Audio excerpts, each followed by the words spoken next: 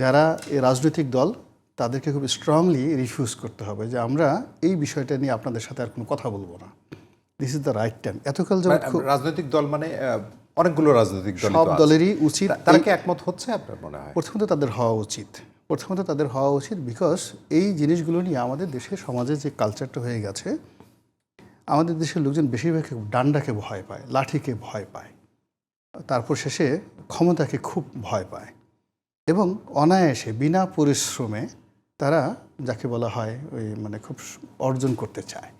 খুব পরিশ্রম করে, রাত দিন পরিশ্রম করে, অধ্যবসায় করে কোনো একটা বড় পদ পদবি পাবে, এর চাইতে সিল পিটিয়ে, কাউকে ঘুষ দিয়ে, দুর্নীতি করে, কাউকে তেলবাজি করে যদি কোনো পদ হাসিল করা যায়, এটাকে আমাদের দেশের জাতিগতভাবে মানুষ বেশি গ্রহণ করে। যেমন আপনি দেখেন, উনি একটা কথা যেটা বললেন, মনোজগৎ।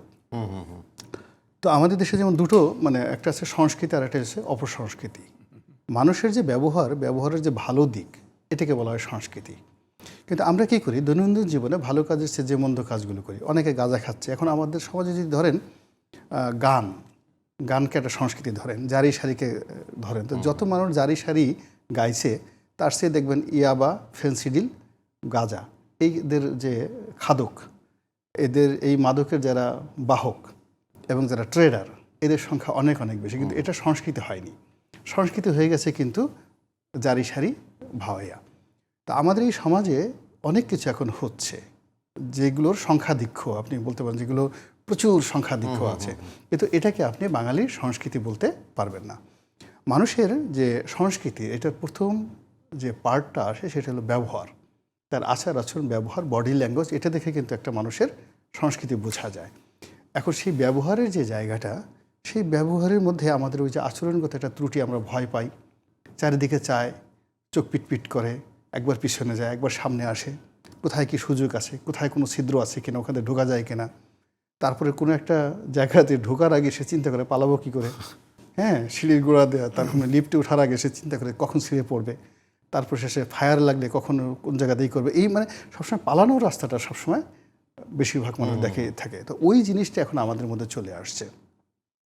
তো আজকের যে তারুণ্যের সমাবেশ নিয়ে আপনি যে প্রথম প্রশ্নটা করলেন, আমি আসলে যে কথাটা বলতে চেয়েছিলাম আজিজ ভাই সেটা বলে ফেলেছেন।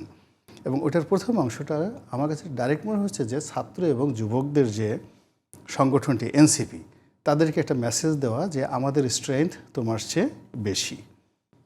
তো এই যে এনসিপির মতো একটা দল, তো সেখানে বিএনপির একটা উপজেলা পর্যায়ের কমিটির স্ট্রেংথ যেটা আছে, ওদের ন্যাশন ওয়াইড সেই স্ট্রেংথটা নেই। কিন্তু তারপরেও বিএনপির মতো একটা বড় দল কিংবা আওয়ামী লীগের মতো একটা দল এখন নিষিদ্ধ, তারা দেশের বাইরে থেকে কেন ওদেরকে কাউন্ট করছে? এর কারণ হলো ওদের ক্ষমতা আছে, এই মুহূর্তে ওদের ক্ষমতা আছে। ক্ষমতা থাকার কারণে কি হচ্ছে, ওরা নাতির বয়সীর যারা বলছে, এরকম দাদার বয়সীর লোকজন গিয়ে ওদের পা ধরে সালাম করছে, ওদের কাছে গিয়ে সুযোগ চাচ্ছে। আপনি গিয়ে যদি একবার এনসিপি অফিসে গিয়ে দেখেন এবং ওদের সাথে কথাবার্তা বলেন ইয়াংদের সাথে, আপনি দেখবেন যে আমাদের দেশের রাজনীতির কত বড় বড় মানুষ গিয়ে ওদের কাছে অনুনয় বিনয় করে ওদেরকে দিয়ে বিভিন্ন জায়গায় টেলিফোন করাচ্ছে।